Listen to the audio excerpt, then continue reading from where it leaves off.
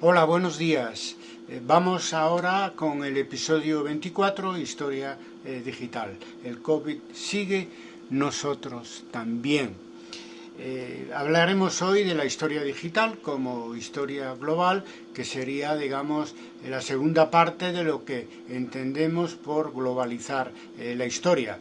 La historia digital es, obviamente, un componente esencial del nuevo paradigma historiográfico que proponemos y llevamos años practicando, ¿no? ¿Qué entendemos por historia digital? Bueno, la nueva forma de escribir, difundir la historia y organizar la sociabilidad académica y pública de los historiadores. Esto último es lo que llamamos historiografía digital. Desde el episodio 1 explicamos que entendemos la historia como una ciencia con sujeto colectivo. Bien, este sujeto colectivo que escribe la historia es más libre y menos academicista gracias a las nuevas tecnologías, ¿no? El incremento inusitado de las fuerzas productivas en este cambio del siglo XX al siglo XXI ha causado un enorme impacto en la historia que vivimos y la historia que escribimos, sobre todo la revolución inacabada de las comunicaciones, que ha trastocado toda la idea que teníamos de hacer la historia, ya no digo en el siglo XIX, sino también en el siglo XX, como ya sabemos, ¿no? Vivimos un cambio civilizatorio y a nosotros nos gusta decir en el primer Congreso Internacional de Historia y Debate que si cambia la historia, hay que cambiar la historia que escribimos, ¿no? Si cambia la historia vivida, hay que cambiar la historia que escribimos. Si hay un cambio civilizatorio, pues naturalmente tiene que seguir avanzando el nuevo paradigma historiográfico de la historia. Bueno, este cambio del siglo XX al siglo XXI tiene sus más y sus menos, como ya sabemos. Ahora mismo estamos inmersos en la gran pandemia equiparable, no superior a lo que fue la gripe de 1918, incluso a pesar de lo que se dice de la peste negra del siglo XIV. Bien, entonces todo lo malo que tiene la pandemia, pues nos obliga a ver qué tiene de bueno. Y una de las cosas que tiene de bueno la pandemia es justamente que ha acelerado el proceso de digitalización de la sociedad en general y de la sociedad académica en particular. ¿Veis? No hay mal que por bien no venga. Bien, nosotros hemos sido pioneros en esto de uso de las nuevas tecnologías. Me refiero a Historia de Debate y a mí mismo en particular como promotor de Historia de Debate y también, pues eso, como teórico e investigador empírico, ¿no? Este papel pionero de Carlos Barro, vamos, y individualmente, y Historia de Debate en su conjunto, pues ¿qué pasa? Es que hay que darlo a conocer, porque hay unos que no saben, y hay otros, naturalmente, que no quieren saber. Pero bueno, sobre eso poco podemos hacer, más que estar aquí explicando qué es lo que venimos haciendo en las dos últimas décadas. Bueno, tenemos en las diferentes plataformas cuentas y perfiles por todos los lados, ¿verdad? Unos como Historia Debate, otros como Carlos Barros, ¿no? Insisto, se trata de intervenciones totalmente interdependientes, inseparables, ¿verdad? En unos casos, como en YouTube, primero creamos el canal de Historia Debate, después mi canal personal, y en otros como en LinkedIn. Primero fue mi perfil personal, que ya va en 30.000, que es el máximo que permiten de amigos y seguidores, y después dentro de mi perfil personal creamos el grupo en LinkedIn de Historia Debate. En algunas redes incluso creamos un tercer perfil que es de historia inmediata, como es en Facebook y en Twitter, como sabéis los que nos estáis siguiendo por estas redes, ¿no? Digo que somos pioneros porque hemos empezado hace mucho, ya hace más de 30 años con esto del uso de las tecnologías para escribir la historia y para hacer historiografía. Por ejemplo, en 1990, hace 31 años, hicimos un primer vídeo sobre una conferencia mía que era Paz y Violencia en la Revuelta Popular, siglo XV, ¿no? Que lo recuerdo muy bien porque lo dimos en la iglesia románica de Santiago, en la villa de Rivadavia, aquí, en lo que fue el reino medieval de Galicia. Fijaros, con una videocámara de esas de cassette, bueno, finalmente lo digitalizamos y está en nuestras webs, en YouTube, por todos los lados, ¿no?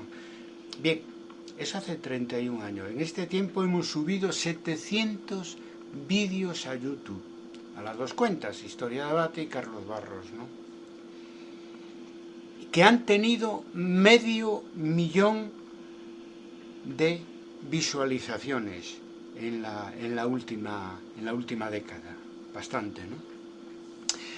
Después, en 1996, es decir, hace 25 años, grabamos una actividad mía y con las colegas que me invitaban, en audio, lo que hoy se llama podcast, pues una actividad sobre la historia de las mujeres y el nuevo paradigma. Andábamos ya, pues eso, hace 25 años, como ya sabéis, con eso del nuevo paradigma, que sonaba chino a muchos, pero que poco a poco se ha ido implantando.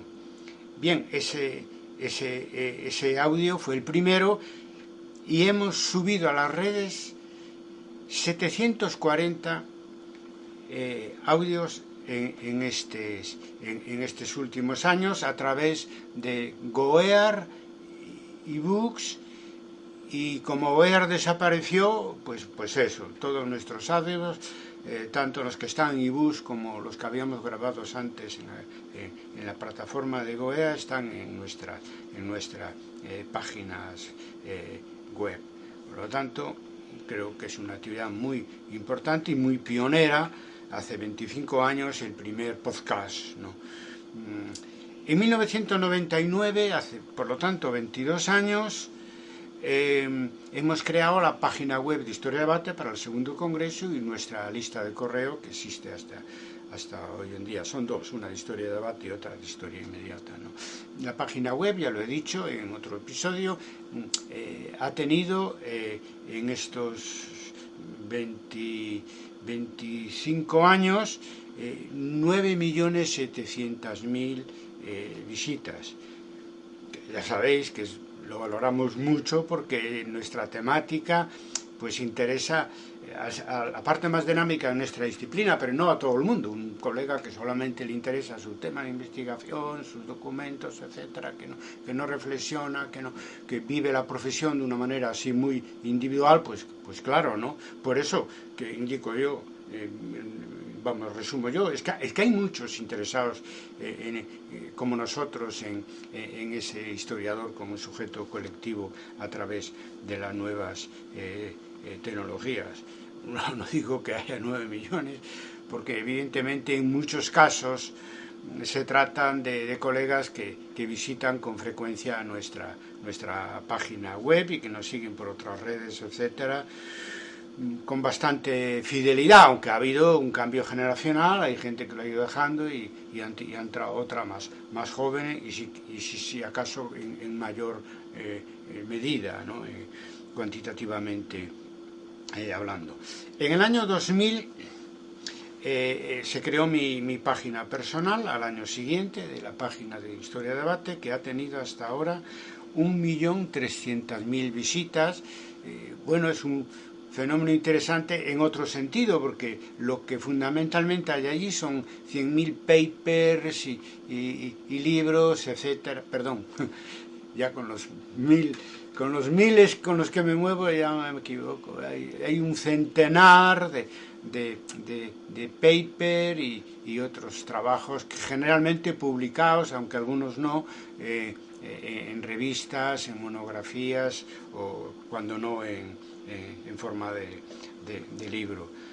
Después, en el año 2002, yo di la primera videoconferencia a través de una colaboración entre el Instituto Tecnológico de Monterrey en México y el Servicio de Comunicaciones de mi Universidad de Santiago de Compostela. El tema era la nueva historiografía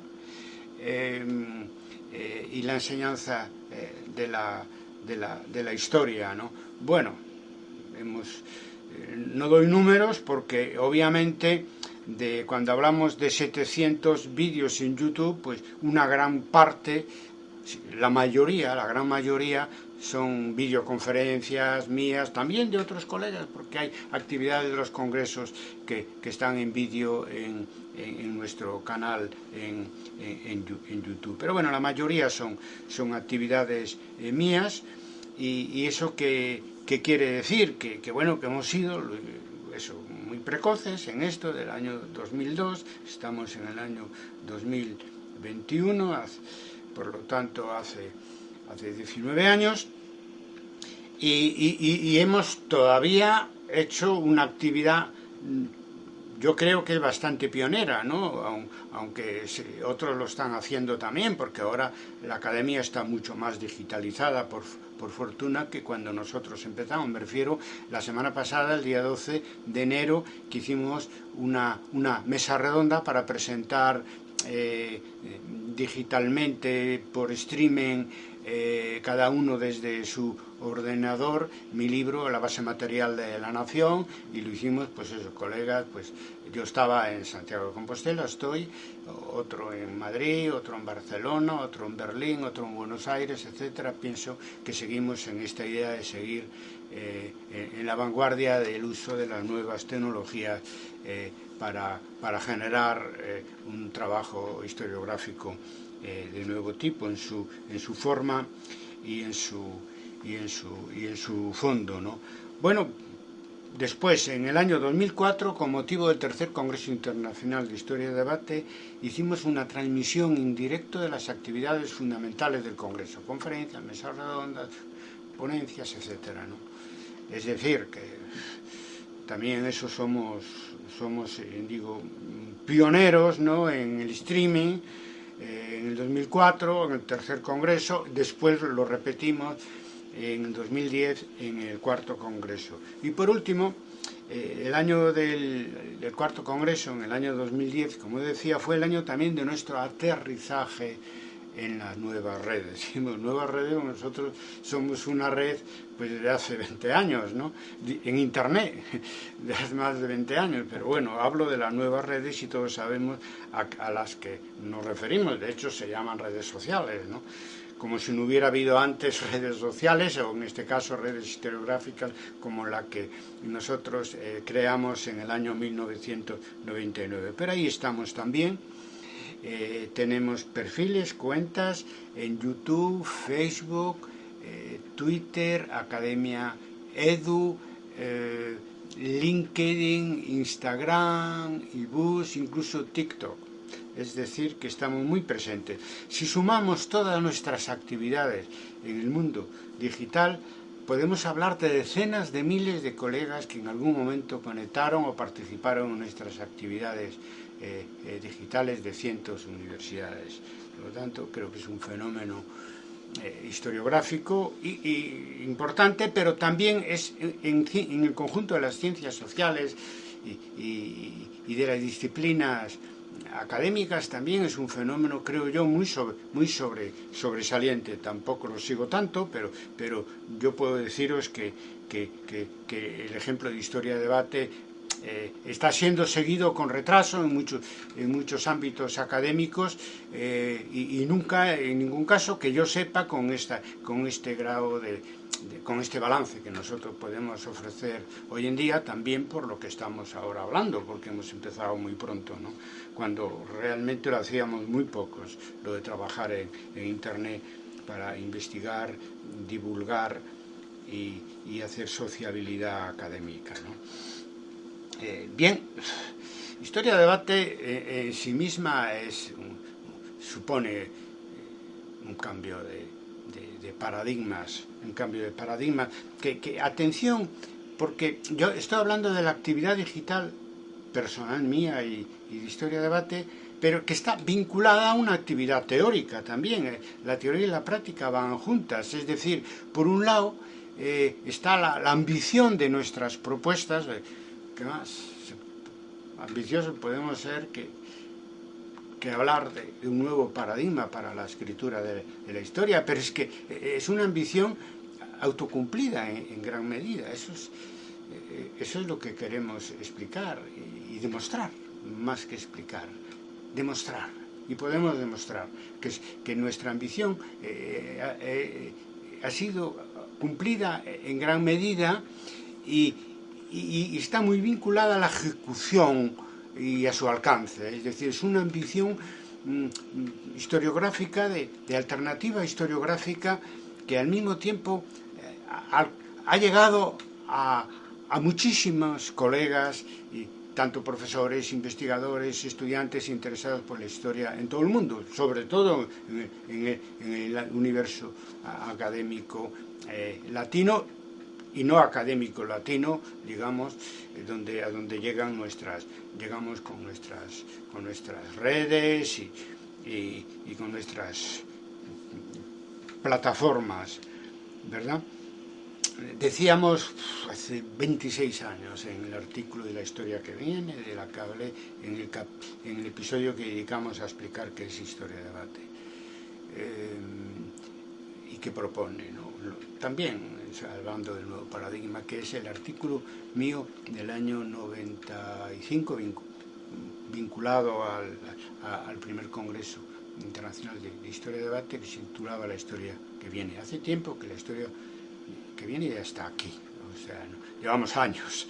Y otra cosa es que realmente participamos de esa historia nueva, de esa manera nueva de entender la historia, coincidiendo con el tránsito del siglo XX al siglo XXI, pues un número elevado, pero de todas maneras limitado, de colegas de todo el mundo, entre otras cosas, porque este cambio historiográfico se hace a través de la influencia latina que en el mundo es emergente y creciente, pero que claro, que no alcanza en menor medida otros ámbitos geopolíticos o lingüísticos vinculados a otros idiomas que en el pasado tuvieron más esplendor y todavía lo siguen teniendo, como es el caso del inglés hoy en día, ¿verdad? Bien, yo creo que no es un fenómeno historiográfico, historia de debate sin parangón dentro y fuera del ámbito latino. Bien, nuestra idea es, en este capítulo 24 de la serie sobre qué es la historia, entrar, y concluiremos en el siguiente, en la respuesta a esta pregunta, es decir, ¿cómo afecta la revolución digital a la escritura de la historia, a la investigación histórica? Hoy me voy a referir rápidamente a dos cosas que son las más fáciles de explicar, porque es en lo que participan más colegas, que es el acceso a las fuentes y el acceso a la bibliografía, que se ha abreviado mucho. Hoy tardamos menos en investigar y en redactar y en difundir los resultados de las investigaciones gracias a las nuevas tecnologías, pero tardamos mucho menos, no menos, mucho menos, y esto va a más. En el acceso a las fuentes pues todo ya lo sabemos. Hoy en nuestro ordenador, en nuestra casa, en nuestro despacho, tenemos al alcance de la mano, tenemos en nuestros PCs, tenemos el archivo digital documental más grande del mundo, que es en este momento Internet. Y eso que falta mucho, porque los archivos físicos que tienen su función y la seguirán teniendo siempre en el futuro, porque las fuentes que guardan naturalmente son en formato papel, y sí, eso tiene que guardarse como oro en paño igual, pero estamos hablando de cómo facilitar el acceso del investigador, y queda mucho por digitalizar en los archivos tradicionales, mucho. La mayor parte está sin digitalizar. Eso requiere un presupuesto y a lo mejor pues los gobiernos de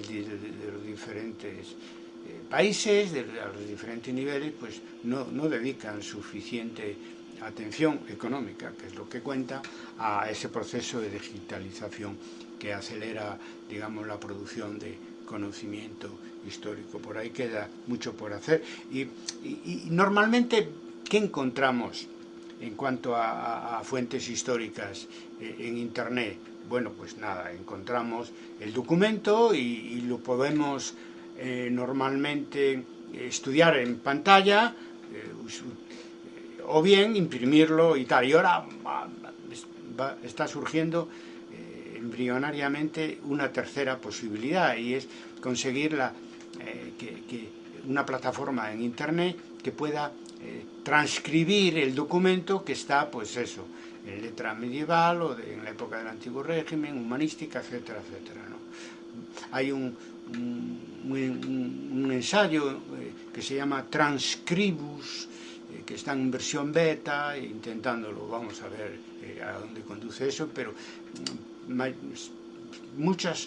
haya muchas o pocas dificultades, se resolverán.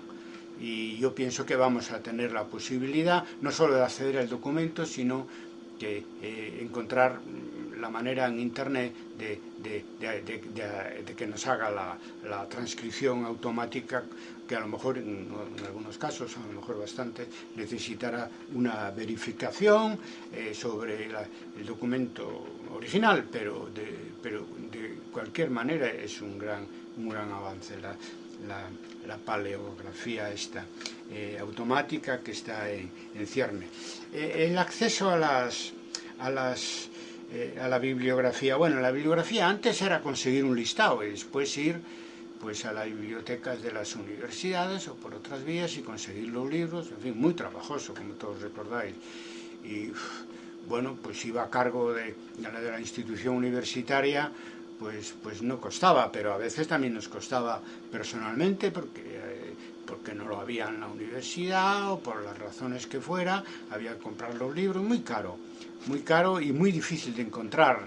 Yo siempre recuerdo la queja de colegas en América Latina de cómo conseguimos este libro, lo difícil que es a veces sobre que los libros pasen de un continente a otro. Bueno, todo eso se está resolviendo porque Internet es en este momento la mayor biblioteca digital del mundo, ¿no? Ahí que encontramos digitalizados artículos y libros al alcance de tu ordenador. O sea, imaginaros, se pueden hacer investigaciones solo con lo que se encuentra en cuanto a bibliografía en Internet. Depende, que a veces no. Y hay que combinar eso con la búsqueda del libro físico. Pero cada vez se va a depender menos del libro físico en la medida que, como decíamos antes, se vaya digitalizando, en este caso, los fondos bibliotecarios. De manera que hoy ha iniciado un proceso cuya conclusión es clara. O sea, lo que no está digitalizado, lo que no está en Internet desde el punto de vista de los resultados de la investigación histórica es que no existe. Primero fueron los artículos, porque ya las revistas se fueron digitalizando, etcétera, y por otras vías se puede llegar a los artículos con relativa facilidad. Una de ellas Academia Edu también, ¿no? Pero es que ahora van los libros, ¿no? Y los libros antes los escaneábamos y los subíamos a las redes como PDF, y ahora ya las editoriales ya publican a la vez un libro en formato papel y en formato ebook.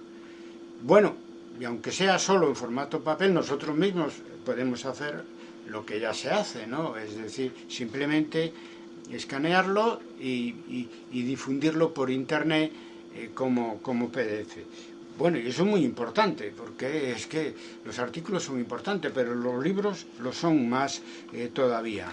Hablamos de Academia Edu, es un fenómeno reciente, ahí estamos todos, pero claro, decir, por ejemplo, en mi caso, yo creo que debe haber 40 o 50.000 colegas que han entrado en mi perfil, en Academia Edu, que consultaron allí artículos y algunos libros.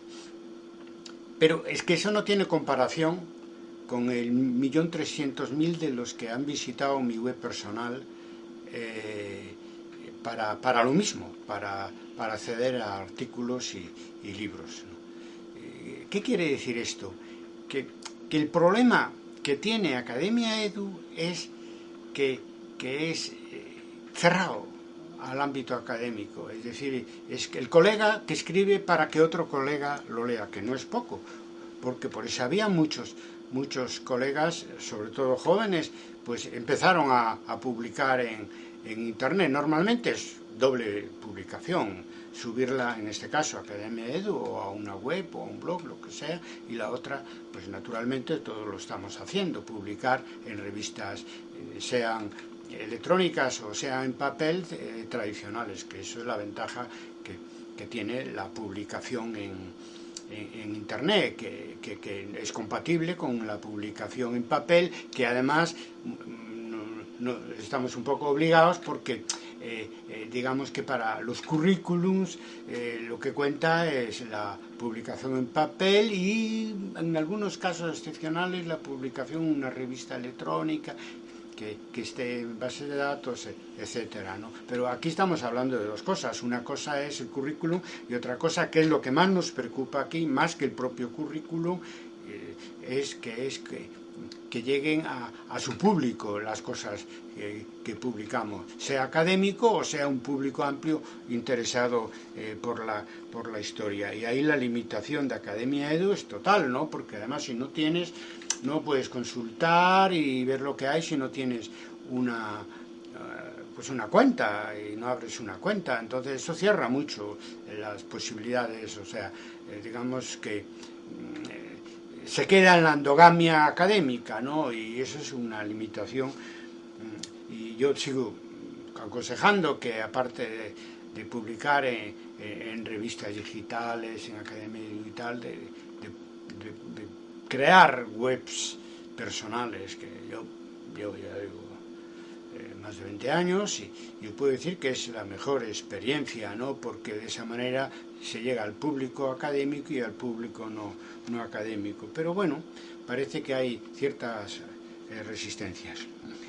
Bien, de eso hablaremos en el siguiente episodio, ¿no? Sí, pues por un lado la academia se cierra en Academia Edu, ¿no? Estoy diciendo, ¿no? Aunque tienes la parte positiva de que muchos se estrenaron en Academia Edu para publicar digitalmente, pero tiene de negativa que es un ámbito cerrado. Pero sin embargo después, en otro sentido, las universidades se abren cuando publican las tesis doctorales en formato electrónico de acceso libre en las páginas de las universidades. También hay páginas web dedicadas a la publicación de tesis, etcétera. O sea, que la tesis tenga o no, dé lugar o no a una publicación tradicional en papel, pues una vez que se lee, por lo menos en la Universidad de Santiago es así, yo sé que en muchas otras, pues ya está a libre acceso de cualquier interesado. Y eso demuestra lo irreversible que es el cambio hacia un sistema de publicación digital que cada vez en el campo académico será más importante. Bueno, yo en esto del acceso digital a la bibliografía y el uso de Internet para poder utilizar en tus investigaciones, artículos y libros, la mayor crítica, autocrítica si queréis, que haría sería por la resistencia que existe a utilizar en las publicaciones académicas, de la misma manera que se hace pues con artículos y monografías, libros, etcétera, utilizar el material audiovisual, es decir, una videoconferencia bien o un podcast académico, un audio, etcétera. Yo os puedo decir, mi experiencia es la siguiente: yo hago con el mismo rigor un paper escrito que una conferencia. Lo sabéis los que estáis siguiendo esta serie sobre qué es la historia. Me lleva el mismo tiempo, no exactamente, porque para escribir hago un esquema y después redacto y me enredo mucho, no queda otra, pues con las citas, con las notas, con la bibliografía, etcétera. Sin embargo, en el caso de una publicación multimedia, por ejemplo, una conferencia, o en este caso el episodio de una serie de vídeos, pues hago un esquema. O sea, gano tiempo, por eso se lleva menos tiempo preparar y emitir una videoconferencia que preparar y escribir lo mismo en formato artículo o en formato libro. Obviamente hay que hacer las dos cosas, pero tratándose de académicos serios, que lo somos la gran mayoría, creo yo, ¿no? Una videoconferencia debe servir igual que un texto escrito para citar como bibliografía. Ya se está haciendo, pero en muy poca medida. Y además con cierto peligro. Por ejemplo, yo os puedo decir que publico todos mis trabajos, como ya sabéis, en mi página web personal. Pienso que el copyright en ese sentido hay que olvidarse, estás en Internet y hay que democratizar el acceso al conocimiento, en este caso al conocimiento histórico. Pero bueno, evidentemente se agradece que el que lo utiliza pues cite el origen de una cita o de donde saca unas ideas. Bueno, pues entonces ¿qué pasa? Que eso hay más hábito de hacerlo cuando se trata de un artículo, de un libro, y menos hábito cuando se trata de un vídeo o de un audio. Conclusión, que te plagian fácilmente. A mí me pasó. O sea, que te plagian no solo literalmente, es que las ideas, todo, ¿no? Y no dicen de dónde lo sacan. ¿Por qué? Porque es una videoconferencia o es no sé, cualquier otra intervención académica, tan académica como un texto escrito, pero a través de un formato audiovisual. Pero bueno, como digo yo, eso es, digamos, un coste pequeño comparado con el avance gigantesco que supone el uso de las nuevas tecnologías multimedia para crear conocimiento histórico.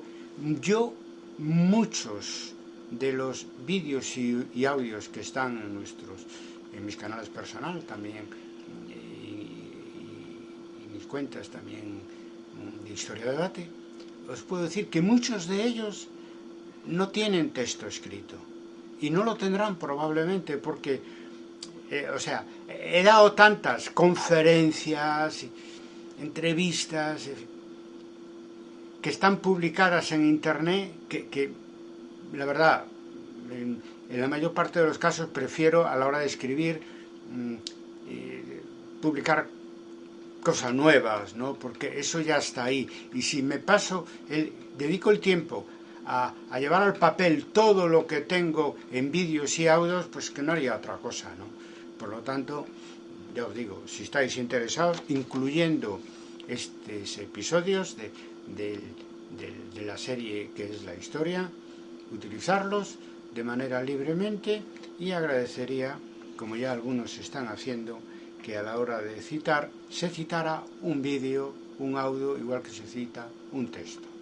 Y con eso además estaríamos haciendo, digamos, mucho para que la nueva academia digital avance y con ello nuestra disciplina tenga en el siglo en el que estamos la misma centralidad que tuvo en el siglo pasado y en el anterior.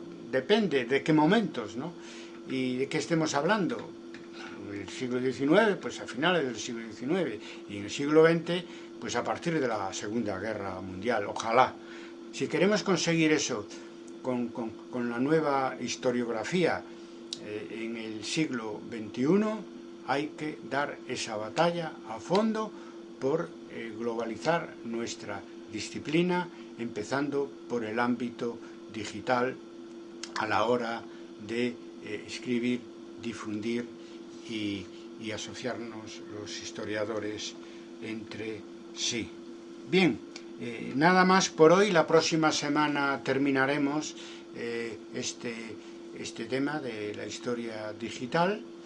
Ser felices, la historia ayuda. Gracias.